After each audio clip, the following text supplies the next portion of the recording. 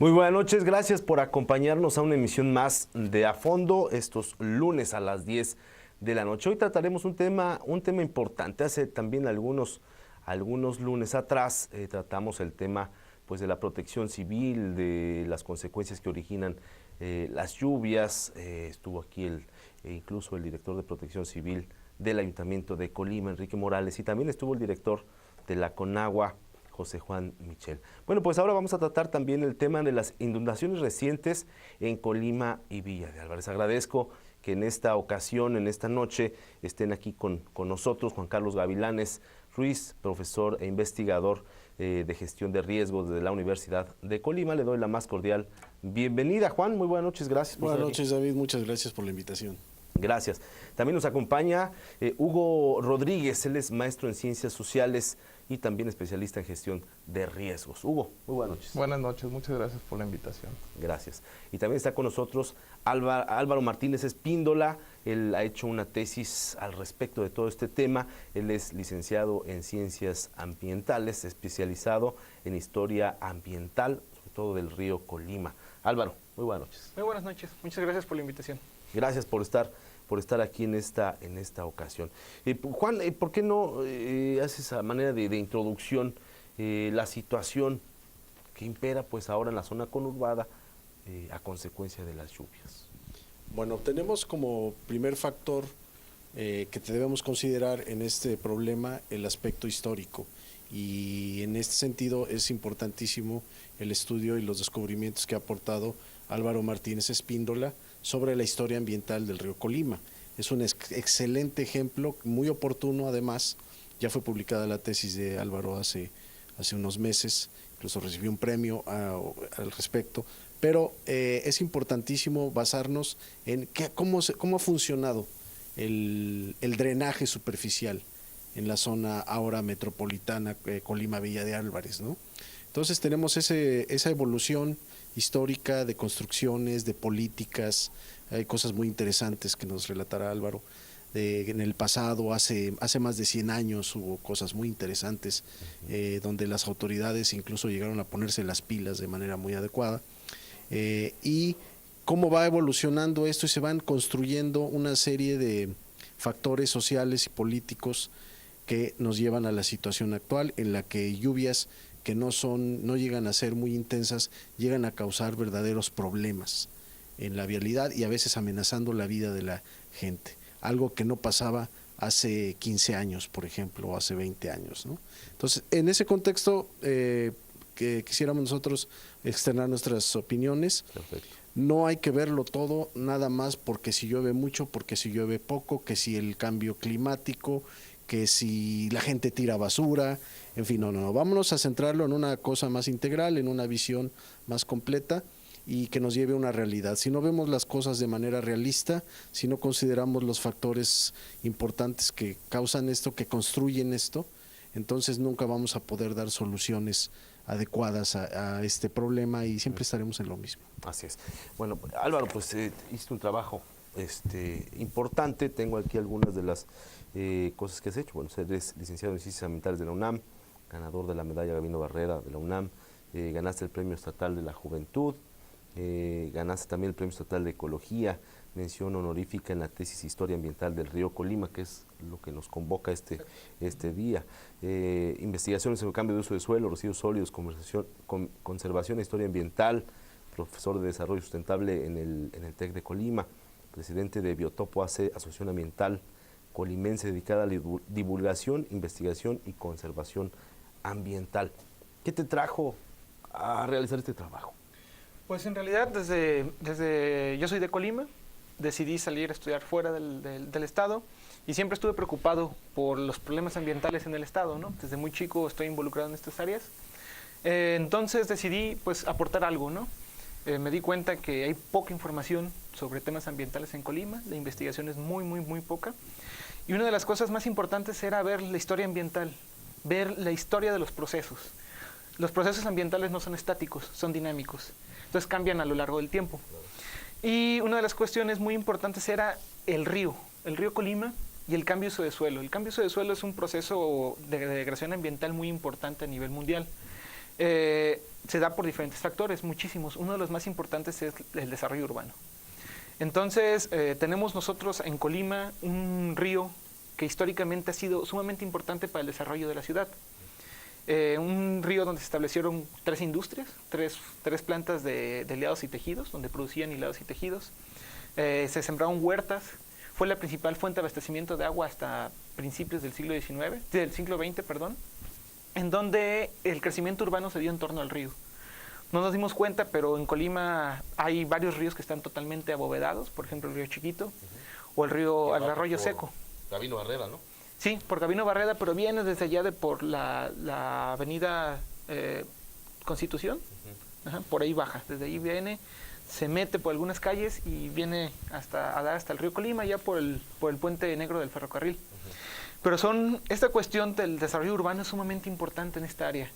¿Por qué? Porque crece la ciudad en torno al río. Totalmente depende el crecimiento de la ciudad al río, porque eran lugares donde la gente se abastecía de agua, sembraba sus huertas, sembraba sus cultivos. Se desarrollaron las principales industrias de la ciudad. Hubo baños de caballos, baños públicos donde la gente se bañaba, iba y se bañaba al río. Eran centros de convivencia. Entonces, a partir mediados del siglo XIX, 1840 y tantos, 50 y tantos, se establecieron las primeras plantas de hilados y tejidos. Después vino una detonación del crecimiento urbano por las leyes de desamortización de la iglesia.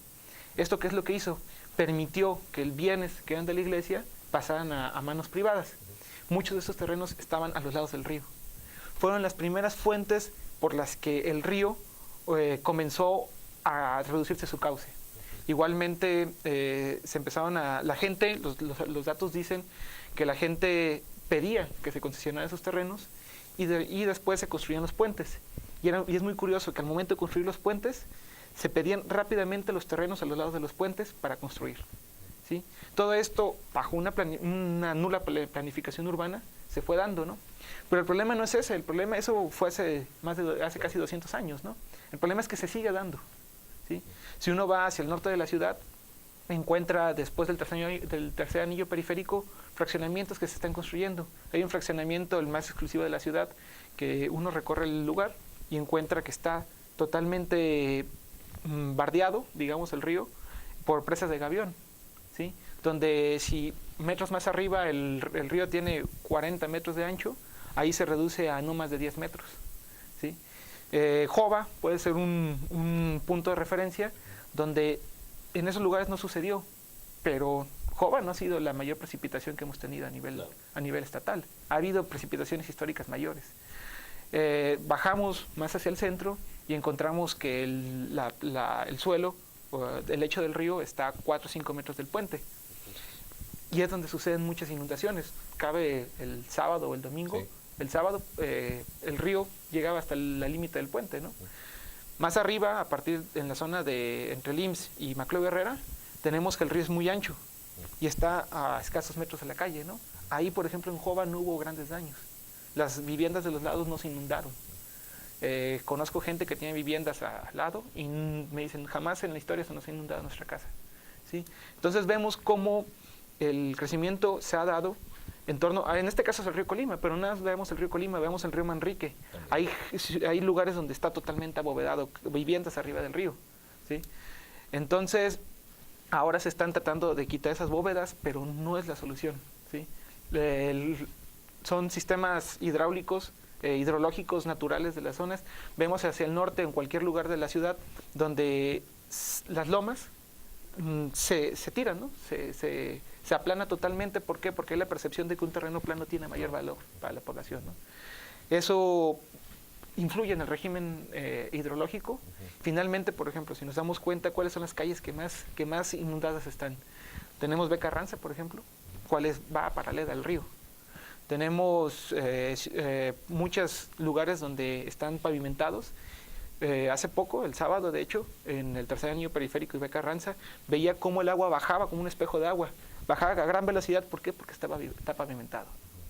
Entonces, necesitamos que los desarrolladores urbanos cambien esa visión y vean una visión mucho más hidrológica, que tengan una visión integral del desarrollo urbano. Sí, que no, después les vaya a ocasionar un problema de grandes magnitudes, ¿no? Sí, ese es el problema, no se ve a futuro, se ve a corto plazo. Una vez hablaba con un desarrollador urbano y me decía, no, es que yo lo que les digo es que no corten los ríos, que los aboveden. No es posible, ¿no? En realidad hay que respetar el régimen hidrológico. En Jova, en varias viviendas cerca del río Colima empezaron a hacer agua. ¿Por qué? Porque son zonas de influencia, son zonas riparias en las que el río tiene influencia. Las fotografías históricas sugieren que, y no tan históricas, vayamos abajo para Coquimatlán, el río Colima tiene casi 100 metros de ancho. Ajá. Mientras que en el centro ha de tener 15 metros de ancho, ¿no? Así es. ¿Sí? Entonces, hay que tener una visión histórica. ¿Por qué? Porque el río tiene miles de años, ¿no? Cientos de años. Entonces, no es un proceso que se haya dado de un día para otro, ¿sí? Son procesos que se mantienen a lo largo del tiempo y, como dice la sabiduría, el conocimiento popular es muy sencillo. El agua reconoce su cauce, ¿no? Así es. Y ahora malamente, Hugo, dicen que le atribuyen a que la gente tira basura y que por eso pues pasa lo que pasa, ¿no? Sí, es efectivamente. Hay algo importante que tener en claro, mencionarlo, que los fenómenos naturales, en este caso las lluvias o los sismos, en sí no causan los desastres, como generalmente se dice. El desastre natural, el sismo causó el desastre, ¿no? Entonces hay que tener una visión integral, como mencionaba Juan Carlos, respecto a cuáles son los factores que contribuyen para que se desencadenen los desastres, ¿no? Un aspecto importante es el histórico, un análisis retrospectivo, que es un poco lo que ha venido mencionando Álvaro respecto a cómo se ha venido evolucionando estas dinámicas hídricas, cómo ha venido la sociedad también extendiéndose, cómo ha usufructuado ciertos recursos. Entonces es importante mencionar que la basura en sí no es la causante, vaya, de las inundaciones. Sí contribuye, pero también hay otros factores, ¿no? Tal es el caso del ordenamiento territorial, del desarrollo urbano, de las obras que también se llegan a verse rebasadas después de un tiempo del crecimiento de la misma ciudad. Entonces hay que tener en cuenta eso, hay que ver de manera retrospectiva para poder hacer análisis también prospectivos respecto a qué es lo que pudiera suceder. Un poco lo que se ha venido mencionando es que la gente tira basura o es que ha llovido más. Hay datos históricos en los cuales la precipitación ha sido mucho mayor, pero no se veían este tipo de situaciones, este tipo de emergencias. Entonces también nos llegamos a preguntar si en verdad nosotros los colimenses hemos estado tirando más basura en los últimos años. ¿Podemos atribuírselo a eso? Entonces creo que hay otros aspectos que deben de profundizarse más, como es esta cuestión del ordenamiento territorial. Así es. Y bueno, también pues bajo la auspicia de las autoridades, ¿no? Porque pues surgen fraccionamientos, o sea, todo es el lado económico, más no de protección a la población, ¿no? Así es. La justificación que se da para ya cualquier obra que se lleva a cabo es en pro del desarrollo, en pro del crecimiento, pero al parecer no es del beneficio de toda la sociedad como tal, ¿no? Ni tampoco el detrimento del medio ambiente. Así es, ¿no? Que eso ni se menciona, ¿no? Ni es considerado o tomado en cuenta. Entonces sí es importante eso, debe trabajarse también más con la población que se encuentra en zonas de riesgo. Tenemos por un lado, como mencionábamos, las lluvias, que podría ser como la amenaza, y tenemos también a la sociedad, a las poblaciones asentadas en las riberas de los principales afluentes hídricos del estado, que en su convergencia llegan a causar desastres, ¿no? A desencadenarlos. Claro. Pero son esos dos elementos, entonces hay que tomar también responsabilidades, no nada más hay que culpar a la sociedad por tirar basura, sino también reconocer que la gestión del riesgo no se lleva a cabo también nada más con Protección Civil, sino que es más amplio desde las direcciones o las secretarías de desarrollo urbano, obras públicas, trabajo en conjunto en donde se esté previniendo este tipo de situaciones. Entonces se recomienda también de esa manera acciones reactivas en este sentido. Ya están las casas asentadas sobre las riberas, los cauces han sido estrangulados, hay que hacer algo al respecto, pero también hay que ir previniendo que futuras obras, que futuros asentamientos no lleguen a propiciar lo que ha venido sucediendo. Así es. Vamos a ir a un corte y regresamos con este interesante tema. Ya volvemos.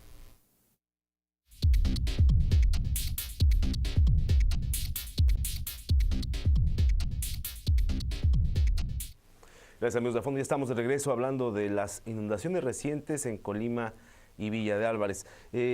Álvaro, hiciste en tu tesis, encontraste también pues muchas imágenes, sobre todo de el histórico del río. Exactamente. No sé si la pueden poner para que nos comentes un poquito sobre esto que encontraste. Sí, muy bien.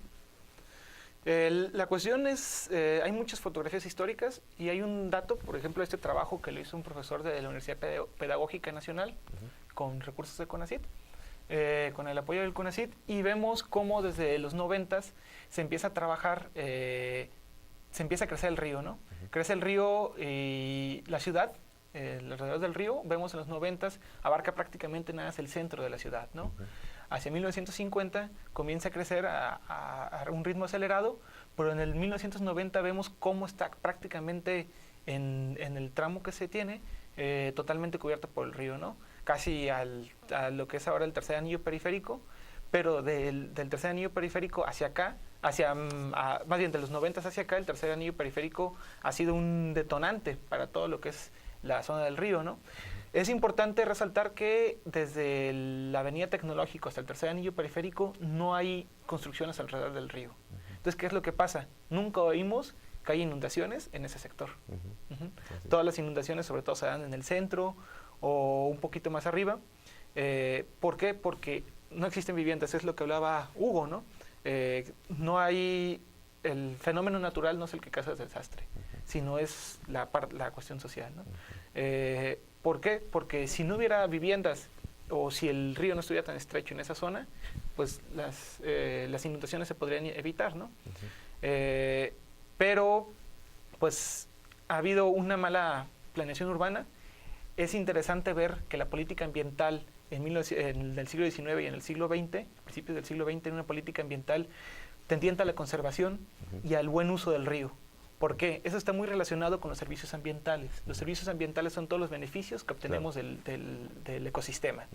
Entonces, mientras el río brindaba servicios a la sociedad, se protegía. ¿Por qué? Porque era de interés público, era de interés económico, interés social. Después, a principios del siglo XX, se empiezan a perder esos servicios ambientales. No está muy claro si los servicios ambientales se perdieron por los procesos que se dieron en el río o porque se empezaron a encontrar otros lugares con que suplirlos, esos servicios. Entonces la política ambiental comienza a perderse, ¿no? Un dato muy interesante es de que a mediados por ahí de los 1950, el mismo ayuntamiento le dice a la gente, ¿saben qué? Construyan lo más cerca del río. ¿Para qué? Para que la gente no tire basura al río, no tenga acceso al lecho del río y tire basura. Entonces es una prueba muy, muy importante de cómo una mala política, por cubrir un aspecto, se degrada, ¿no? Por ejemplo, decían, no les permitían a la gente poner muchos cultivos al lado del río. ¿Por qué? Porque se iban a inundar. Por ejemplo, este es un trabajo que realizó el Instituto de Ingeniería de la UNAM, en el que ellos detectan los principales lugares de riesgo en las zonas en los cauces de Colima, por riesgo para inundación. Claro. Pero es importante resaltar que no coinciden con los sitios históricos de inundación. Si uno revisa cuáles son los sitios que se inundan con las lluvias, no coinciden con los puntos que ellos dicen como riesgo alto, riesgo medio o riesgo bajo. ¿Por qué? Es una de las cuestiones es de que no hacen estudios históricos, ¿no? A veces dentro de estos estudios se toman en cuenta algunas variables que no son necesariamente revisadas en campo. Entonces, después vemos que aspectos, por ejemplo, los puentes o lo estrecho del río, no se tomaron en cuenta, ¿no? Y vemos que, por ejemplo, el Seguro Social, donde está el Seguro Social, que constantemente se inundaba, pues ahora aparece con riesgo bajo de inundación o sin riesgo de inundación, ¿no? ¿Cuáles son otras zonas ahí para que nos las puedes marcar? Si podemos ver el anterior mapa. Bueno, hay otras zonas, por ejemplo, zonas en el tercer anillo periférico, en el segundo anillo periférico, que es tecnológico, por ejemplo, zona de Becarranza que no está marcada, ¿no? Algunas zonas dentro del río Pereira o el río Manrique, que son zonas que constantemente, lluvia tras lluvia, se inundan, lluvia fuerte. Todas estas lluvias han inundado de esta temporada, también no están marcadas, ¿no? O sitios donde se marcan como con puntos rojos, no son puntos rojos, ¿no? Ok, Ajá. ok. Entonces son temas que pues este trabajo, por ejemplo, lo pidió el IPCO, el Instituto para la Planeación del municipio de Colima, y es el primer trabajo técnico que se hace sobre el río, sobre los ríos en Colima, pero pues vemos que con la cuestión de riesgos pues no coincide con la realidad, ¿no? Entonces yo creo que es preocupante, ¿no? ¿Ahí qué, Juan Carlos? ¿Qué aplica? Digo, porque tratar de respetar lo que naturalmente es, pues estaríamos hablando de un sinfín de cosas y de... Claro. Creo que para la zonificación de amenazas por inundación es indispensable recurrir a varios especialistas, ¿no? Y una opción es, la que todos usan, es aplicar modelaciones o simulaciones por computadora sobre un modelo digital del terreno. Y en este caso, pues hay varios softwares que pueden hacer eso y que simulan hacia dónde se va el agua. Yo creo que el concepto es bastante simple y bastante sencillo. Vamos a dejarle correr el agua a un modelo y vamos a ver qué se inunda y qué no se inunda. Eso va a depender básicamente de qué tan a detalle esté hecho el modelo digital de elevación. Pero sería una buena solución para detectar, por lo menos que estén bien detectados, las zonas como la que del punto que decía Álvaro de la B. Carranza con Avenida Tecnológico. Sí. Que fue donde se vio amenazada la vida de una persona, claro. Y donde son los vecinos, las personas que estaban cerca, las que rescatan a la víctima, ¿no? Claro.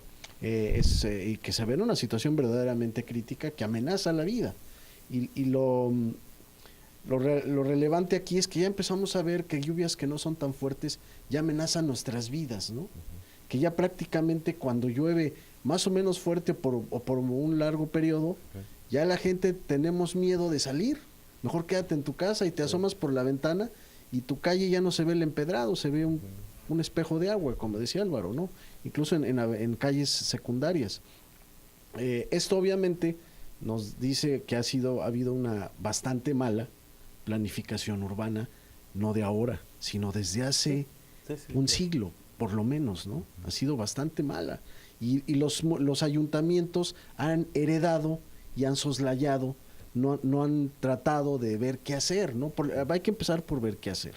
Entonces, hay que hacer unas mejores, si no se confía en un mapa de peligros. Yo me pregunto si el Atlas Municipal de Riesgos del municipio de Colima y también el de Villa de Álvarez incluyen este tipo de escenarios, ¿no? Claro. Y si no, pues ya los deberían incluir, pero ya. Y que si no se confía bien en un estudio que se hizo, pues que se haga otro. ¿Y cómo? Pues hay diferentes lugares donde se puede recurrir a esto.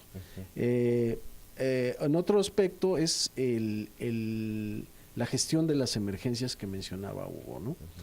Que, bueno, a nosotros hemos visto en otras, por ejemplo en la Becerrera hace años, había una brigada comunitaria de protección civil. Y parte de mi trabajo, de mi investigación, era ver cómo funcionaba. Pero la gente decía, sí, es que somos de la brigada comunitaria, pero nosotros vamos al río arriba para observar el río y cuando sube viene un lajar, viene un flujo de escombros hacia la comunidad, pues bajamos a avisar. Entonces yo empecé a hacer aritmética básica y dije, oiga, ¿y cuánto tiempo le toma llegar a la comunidad? No, pues como unos 15 minutos. Bueno, pero para entonces ya pasó el lajar. No, pues sí. Entonces le dije, ¿entonces para qué avisa? Dijo, pues quién sabe, eso me dijeron que hiciera, ¿no? Entonces, ese tipo de monitoreos con el propósito de alertar o de asesorar a la gente en la toma de decisión de cuándo salirse, cuándo evacuar, etcétera, este tipo de criterios creo que deben ser revisados y por lo menos deben ser explicados a la gente. Claro.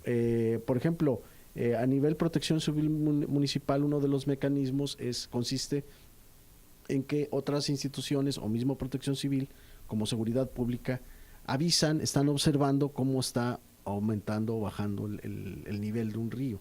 Sin embargo, debemos estar conscientes que en fenómenos como el de 2001, cuando una inundación súbita le quitó la vida a 3 personas, en esos casos es prácticamente inútil un monitoreo así. Son fenómenos dificilísimos, las inundaciones súbitas, enormemente difíciles para monitorear y para constituirse en un sistema de advertencia o de alerta. Eso es casi imposible. Pero sí es necesario explicarle a la gente cómo están funcionando los protocolos de emergencia, en qué consisten, quién le avisa a quién, qué es lo que observa y con qué fin lo observa, para que la gente tenga más idea de las amenazas, ¿no? Pero también es importante que las autoridades, pues para todas estas cosas, se pueden asesorar, y a veces la asesoría no está a la vuelta de la esquina. Nosotros en la licenciatura en Ciencia Ambiental y Gestión de Riesgos tenemos estudiantes que se aplican estas cosas, hay investigadores que se dedican a hacer este tipo de estudios, y si no, pues sabemos a dónde dirigirlos, ¿no? Es fácil y además es prácticamente gratis, ¿no? Entonces ya no hay pretexto para no hacer buenas zonificaciones de peligro y mejorar planes de emergencia. Tenemos una bastante mala, repito, planeación del crecimiento urbano. Entonces, lo menos que podemos hacer entre autoridades y población es pues a tratar de que las cosas vayan mejor y a tratar de mejorar las cosas. Hay cosas que ya va a ser difícil corregir y costoso, pero hay otras que no. Entonces, por lo menos vamos a empezar por eso, y la alternativa ahí está, y es muy fácil. Como dices, esto no es de ahorita, ¿no? Viene de años atrás que quizás a lo mejor pasaron por intereses económicos fuertes, ¿no? Sin pensar en los daños que se causarían años después, ¿no? Pero vamos a ir a un corte y regresamos enseguida, estamos a fondo, ya volvemos.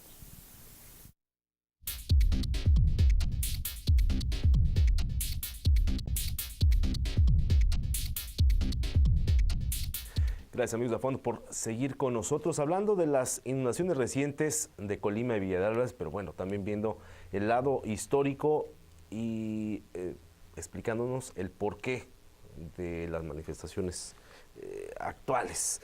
Hugo, hay riesgos latentes. Se ha atribuido mucho a lo que es la basura. Hay que recargarlo porque, pues, ¿en qué consiste entonces, no? Así es, como lo mencioné desde un inicio, tenemos o podemos hacernos la pregunta si los colimenses tiramos más basura, hemos tirado más basura en los últimos años, y bueno, creo que obedece a otras circunstancias. Mencionábamos un poco la situación del 15 de agosto, si mal no recuerdo, en donde las precipitaciones que hubo en la parte norte de la mancha urbana de Colima, pues causaron un afluente hídrico considerable. Y hubo personas que se vieron afectadas, claro, ¿no? Económicamente, y bueno, también hasta en el aspecto emocional o psicológico que representó esa situación. Entonces, no consideramos que sea como tal la basura la causante de las inundaciones. Las obras hidráulicas, hídricas que están hechas para encauzar los flujos se ven rebasadas ya en este momento. Se les debe dar mantenimiento, el desasolve. Y bueno, reiterar eso un poco también lo que mencionaba Juan Carlos respecto a los estudios de riesgo.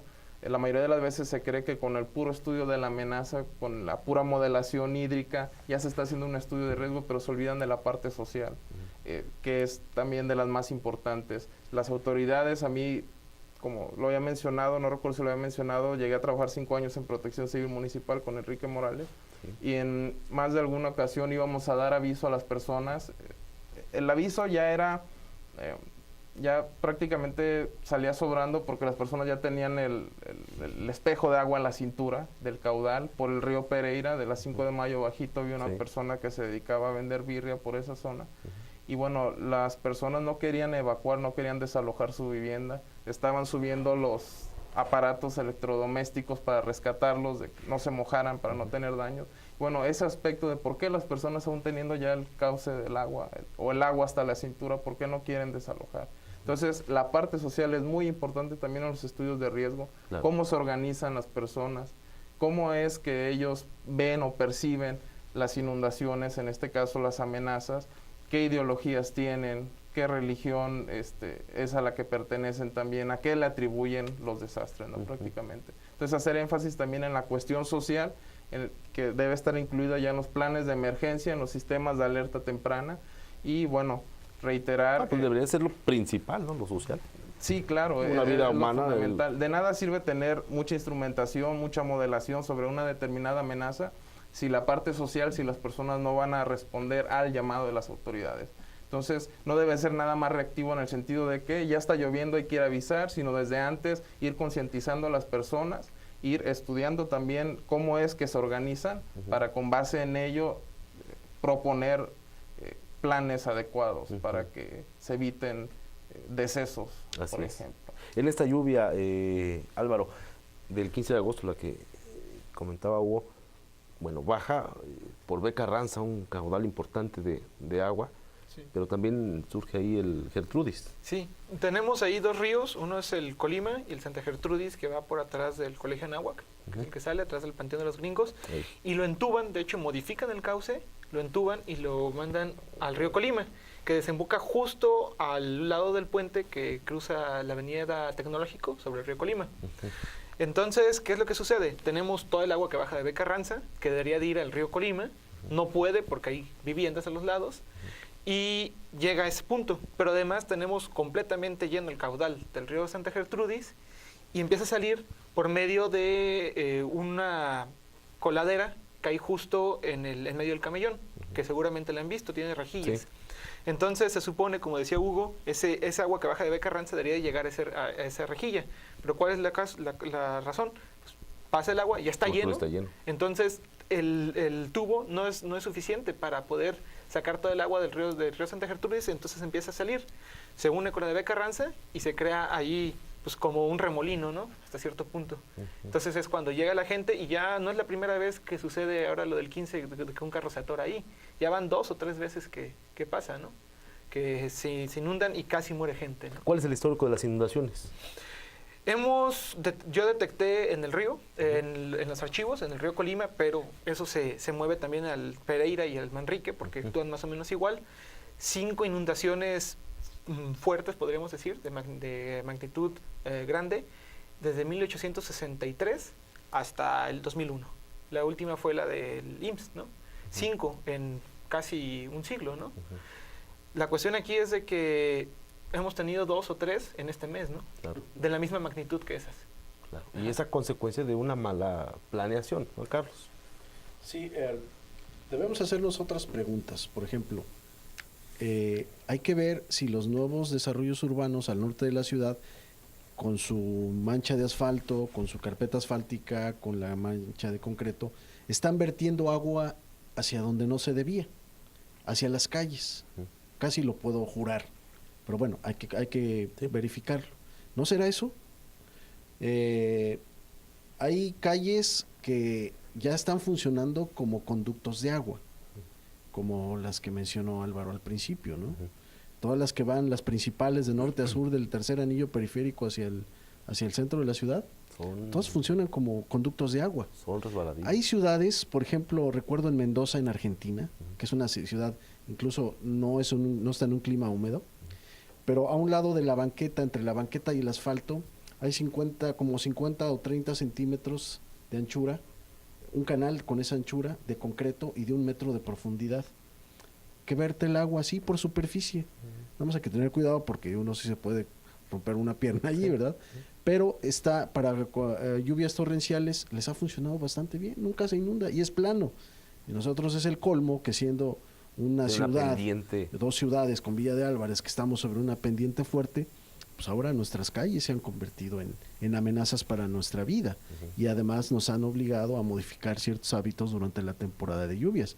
Yo llegué aquí hace 20 años y esto no ocurría para nada. Y como dice Álvaro, son fenómenos que se van repitiendo. Y otro aspecto que es fundamental es que las cosas pueden empeorar.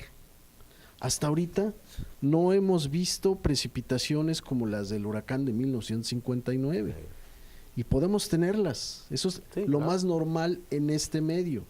En los mapas de amenaza están consideradas estas amenazas y otras, por ejemplo, los tornados están incluidas.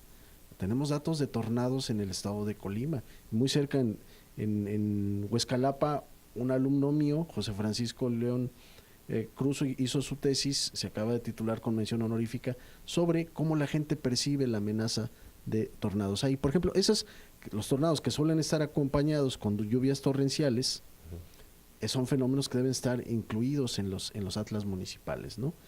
Y esto puede ser algo no tan grande como algo que puede ocurrir en una precipitación extraordinaria por un ciclón. Si siguen los crecimientos urbanos como podrían estar ocurriendo sin una adecuada planificación de drenaje, enviando a los cauces o enviándolo a las calles, nutriendo las calles de agua, todas las cosas van a estar cada vez peores, ¿no? Todavía no hay muchos desarrollos urbanos al norte. Y yo cuando llegué a Colima, al norte de la avenida Tecnológico, era el límite, ya casi había muy pocas colonias. No había nada. Nada, eran campos, ahora ya no. Pues ahora, sigue ahora en el futuro del tercer anillo hacia el norte. Es inminente que se va a urbanizar todo eso. Pues si se urbaniza como se ha urbanizado, yo anticipo cosas bastante malas, bastante desastrosas, ¿no? Incluso como lo hemos dicho, con precipitaciones que no son extraordinarias, ¿no? Así es. Y es donde nos damos cuenta, donde se verifica la teoría social de los desastres, que son construcciones sociales que se van dando principalmente por que las sociedades se van haciendo vulnerables por condiciones históricas, por el desarrollo. Hay una estudiosa de desastres que se llama Georgina Calderón Aragón y publicó un libro que se llama Construcción y Reconstrucción del Desastre, y es sobre Manzanillo y cómo desde que se funda Manzanillo se están repitiendo los desastres y los mismos vulnerabilidades de la gente se están repitiendo, y todo eso se repite porque hay grupos en el poder que han estado, algunos de ellos usufructuando, traficando con el territorio. El ordenamiento territorial se ha dictado más en función de intereses de algunos que de una ordenación para prevenir y para hacerle la calidad de vida mejor de la gente. Entonces, eso es inminente, y no nada más es en Colima, es en todas partes. Claro. La construcción del riesgo está influido por las relaciones sociales y económicas de un territorio. Y estamos así nosotros, pero tenemos la oportunidad de que si las administraciones estatales y municipales se ponen las pilas y empiezan a nutrirse de este tipo de contribuciones académicas, les puede salir bastante bien. Y de veras podría ser un ejemplo a nivel nacional. Y el costo no sería tan caro. Sería mucho más barato. Tiempo, ¿no? Así es. Ahora, por ejemplo, en Villa de Álvarez están previendo hacer o construir algunos puentes, lo que son Torres Quintero, todas estas colonias. No es en sí la solución de los problemas. Digo, tiene que ver con lo de arriba, la previsión que se haga de todo, ¿no? Sí, de hecho, los puentes en gran medida, en muchos casos, por ejemplo en Jova, fue gran parte del problema para la inundación. ¿Por qué? Porque llegan, si no se hacen bien, si el lugar o el espacio para que corra el agua no es suficiente, puede ser un punto para inundación. De hecho, a inundaciones de los 80s la causa fue que se había hecho los puentes con varios arcos y en la administración de Carlos Vázquez Oldenburg se taparon algunos de ellos. ¿Sí? Entonces, ¿qué fue? El agua no pudo salir de ahí. Después de eso, destaparon algunos de los arcos, ¿no? Pero se necesitan hacer bien esos puentes, hacerlos de una manera sobrada, no limitarse. Cuando se hacen los modelamientos hidráulicos, no se deben de dejar en el límite, ¿no? Se deben de dar un espacio más. Simplemente, si lo vemos en la construcción a los lados del cauce, pues si decimos, no, pues el máximo caudal que se ha registrado es creciendo 100 metros hacia los lados, pues no, mejor hay que dejarlo unos 20 metros, se dice en estos ámbitos de desfogue o de amortiguamiento, para que pues tener, en caso de una precipitación no registrada, pues se pueda tener. Y el dato interesante, ¿no? Que decía que el cauce del río Colima era de 100 metros, ¿no? Y ahorita... Sí, hay fotografías históricas. Hay una fotografía que no la he podido conseguir nuevamente, pero me la prestaron. Me la prestó el ingeniero Pisano, quien hace los mapas. Sí. Ajá, me la prestó y pude sacar por medio sacando las dimensiones de unas construcciones, que había hasta 100 metros de ancho en algunas zonas. No el cauce, o sea, no. ¿En qué zonas? Aquí, por ejemplo, aquí en el cuadro, cerca de acá abajo por el IMSS. No, por el IMSS, el nuevo IMSS, por el parque regional. Ok, en esa por zona. La clínica de Ajá, por esa zona tenía hasta 100 metros de ancho, pero no lo que es el cuerpo de agua, sino el cauce. Ajá. O sea, eso quiere decir que pues el agua podía llegar hasta 100 metros de ancho. Terraza de Ajá, inundación. la terraza de inundación, ajá, tomando en cuenta las zonas riparias, ¿no? Entonces, ¿qué es lo que se hace ahorita? Vemos el río en el centro, que tendrá, o sea, el ancho de los puentes, cuando mucho 20 metros, ¿sí? Entonces vemos la capacidad que tenía el río para poderse extender. De ahí que no eran tantas las inundaciones que se registraban, Sí. siendo 5 en casi 100 años. Sí, exacto. En casi 100 años, 5 que podrían ser de gran magnitud, ¿no? Una de las cuestiones interesantes es ver cómo en el siglo XIX los ayuntamientos decían, tomaban en cuenta esta cuestión de los riesgos, a lo mejor inconscientemente porque en ese tiempo no se decían riesgos, pero decían, no construyas aquí porque se va a inundar, no hagas esto acá porque se puede inundar. Y eso puede tener consecuencias para negativas. Hasta la fecha yo no he visto mucho que manejen esa cuestión de riesgos, sino hasta la fecha, ¿no? Hasta hace poquito que se puso pues en el mapa político, ¿no?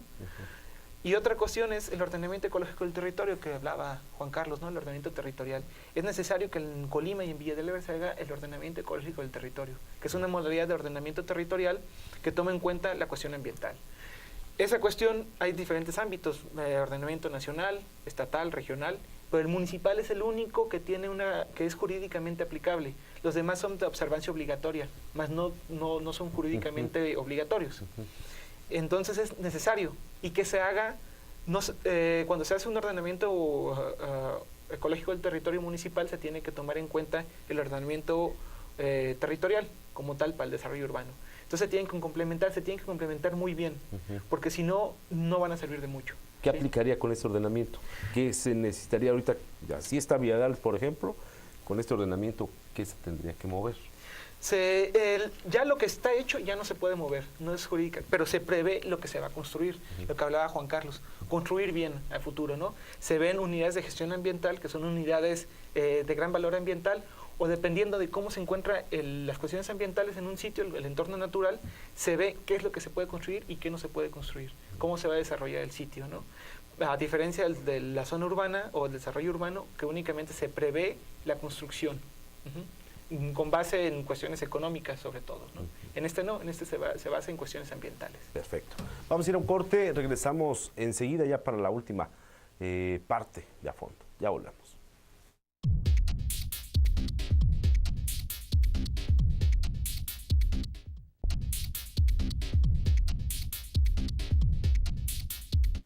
Gracias, amigos de A Fondo. Estamos ya de regreso en esta última parte del programa sobre las inundaciones recientes de Colima y Villa de Álvarez. Obviamente el histórico y el porqué de lo que ahora pues nos encontramos y vivimos en cada lluviecita que cae. Hugo, está la cuestión de los puentes. Comentamos en el corte pues que son quizás meros paliativos. ¿Por qué? Así es, como te lo había mencionado, son acciones reactivas que de algún modo son paliativas. ¿Por qué? Porque bueno, lo único que hacen es permitir el flujo dentro del mismo cauce, pero tenemos todavía el problema en la parte norte, la cuestión del ordenamiento territorial, del ordenamiento territorial ecológico, también la parte ecológica, el desarrollo, todo eso, el cambio de uso de suelo, la eliminación de la vegetación también endémica de la zona que no permite la infiltración del agua, toda tiende a escurrir, al estar el suelo también descubierto, el mismo golpeteo del agua sella el suelo, los escurrimientos se empiezan a hacer por la topografía del terreno y bueno, se encausan en las calles, en las avenidas y que al fin y al cabo terminan afectando, ¿no?, a la población. Y pues lo de los puentes es una manera... son acciones, te comento, reactivas, hasta cierto punto paliativas. El problema se sigue dando en la parte norte. Hay cauces que siguen siendo estrangulados por las viviendas. Las personas que están ahí todavía se siguen encontrando en riesgo. Entonces, es nada más una manera de que no se afecte tanto aguas abajo, pero bueno, el problema sigue. La solución no es a fondo, vaya. Entonces, por eso es que se menciona... Por ejemplo, acá para el lado de la 20 de noviembre, por el lado del alero Tejada, también tiene una bronca importante, está también embovedado. Así es. Ahí y creo que necesitan hasta una reubicación. Así es en la colonia Viveros, creo. ¿Viveros? En esa parte es por el arroyo Manrique, si mal no recuerdo, en donde año con año también las afectaciones se llevan a cabo. Respecto a la reubicación también, no sé si recuerdan que se han reubicado algunas familias que han que vivían en los márgenes del río Colima, por ejemplo. Lo llevó a cabo la Unidad Municipal de Protección Civil en coordinación con el Instituto de Vivienda, que ahorita ya tiene otro nombre. Así es. Y bueno, también es otro aspecto que hay que analizar, porque muchas veces se cree que la reubicación es nada más el traslado de las personas de un sitio a otro, pero se olvidan también de cómo viven las personas, de las fuentes de ingresos que tienen, y tienden a retornar, los llevan a otro lugar, el espacio no es adecuado, no es conforme a sus costumbres, a su manera de vivir, entonces las personas tienden también a retornar a estas zonas de riesgo, ¿no? O se desarticulan las redes sociales, familiares, de colaboración, laborales, y tienen también un impacto muchas veces mayor. En algunos casos hay estudios de ciertas reubicaciones donde el impacto es mayor que en sí la amenaza que pudiera haber ocurrido, ¿no? Me hizo recordar esta de la hierbabuena, ¿no? Así es. Se reubicaron a varias familias, se fragmentó la comunidad de la hierbabuena, y también tenemos el retorno y otra vez los asentamientos, ocupaciones de las viviendas, ya algunas desocupadas también, ¿no? Que en sí no fue una solución de fondo. No. Oye, Hugo, perdón, Álvaro.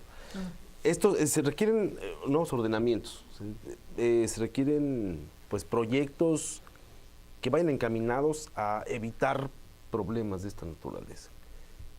¿Hay apertura de las autoridades? Es difícil. Pongo el ejemplo cuando con la Asociación Civil Biotopo, una vez hicimos, nosotros cuando estaban los actuales alcaldes como candidatos, hicimos un foro para presentarles nosotros las propuestas que pudieran tomar ellos en cuenta, todo basado en un análisis que nosotros habíamos hecho ya anterior. Entonces, la verdad es que tuvimos, en la cuestión del desarrollo urbano, tuvimos como toparnos con pared, ¿no? Fue una resistencia, pero además tuvimos gente, como el actual alcalde, que no nos recibió. No le interesó el tema. Entonces, pues en realidad hay un poco de renuencia, ¿no? En lo que son temas ambientales en general, temas a lo mejor de riesgos también. Yo he encontrado, no nada más aquí en Colima, en todos lados, renuencia, ¿no? Una vez hicimos un trabajo sobre residuos sólidos. En ese caso nos decían los presidentes municipales, entrevistamos presidentes municipales de todo el país, nos decían, no, es que nosotros hasta que vemos el problema en temas ambientales, lo tomamos en cuenta. Mientras no haya problema, no lo vamos a tomar en cuenta porque no tiene que ver con cuestiones económicas. Nosotros tenemos que cubrir primero las necesidades económicas y después las cuestiones ambientales. Es una visión muy corta porque de las cuestiones ambientales dependen las cuestiones económicas, ¿no?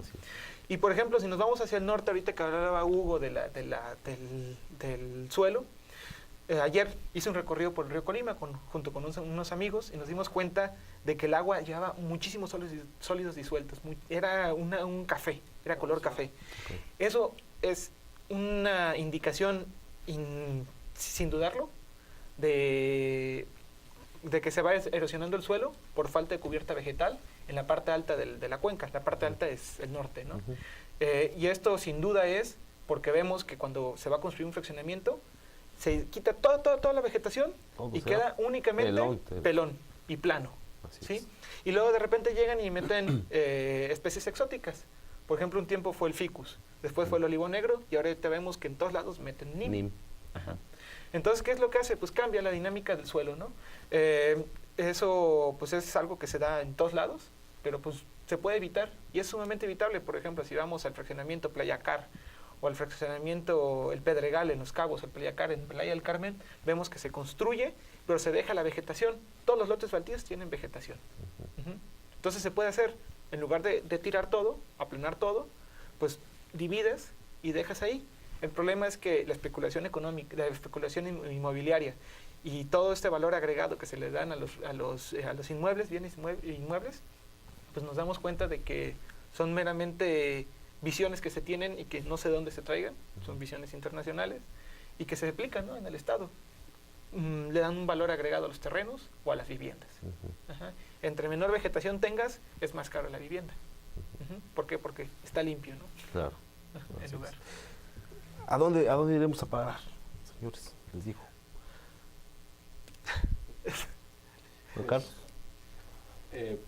Nosotros no tenemos la respuesta. Los que toman las decisiones son los gestores, son las autoridades. Entonces ellos tienen que dar el primer paso. Las sociedades también tienen que ver. Entonces, en este tema es importante recalcar que el problema ya está, decía Álvaro, es que los alcaldes del país en un estudio que hicimos nos dijeron, hasta que tengamos el problema lo afrontamos. Bueno, ya está, ya lo tenemos en Colima y ya lo tenemos en Villa de Álvarez, ya está. No se puede soslayar, tienen que hacer algo. A partir de estas fechas ya está el anuncio hecho de que el riesgo está aumentando y de que el desordenamiento territorial puede aumentar y que puede tener costos también políticos para quien esté en el poder, ¿no?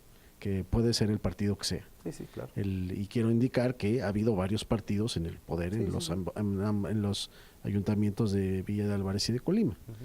Entonces, ya es necesario ver otros aspectos, no nada más los que han estado viendo para esta planeación urbana. Y otro aspecto que también es necesario que se considere es basarse más en los estudios sobre la gente que vive, la gente que está bajo esta problemática. Hay que escucharla en varios aspectos, en lo ambiental, en lo de riesgos. Hay que hacerle consultas y con base en esas consultas se deben considerar esos factores, esas visiones, esos problemas, esas propuestas de solución para los planes que se hagan, ya sean de ordenación o de protección civil, etcétera. Si no se agarran de esa aceptación popular los planes, entonces no van a funcionar y eso ya está demostrado en muchas partes del mundo. Gracias. Pues les agradezco, señores. Ya saben, autoridades, pues no hay más que agarrarse de los que saben, ¿no? Y para esto les va a evitar problemas fuertes, serios, de grandes costos en lo futuro. Ojalá que pues se pueda sentar un precedente y bueno, utilizar estas herramientas como aquí estos tres señores que pues les agradezco y también les reconozco el interés que han mostrado en esto de la gestión de riesgos ambientales. Muchísimas gracias, señores. Muy buenas noches. Muchas gracias. Gracias. Vamos, amigos de fondo, ya sabe que puede ver este programa también el jueves a las 10 de la noche, sábado y domingo 9:30 de la mañana. Nos vemos el próximo lunes. Hasta pronto.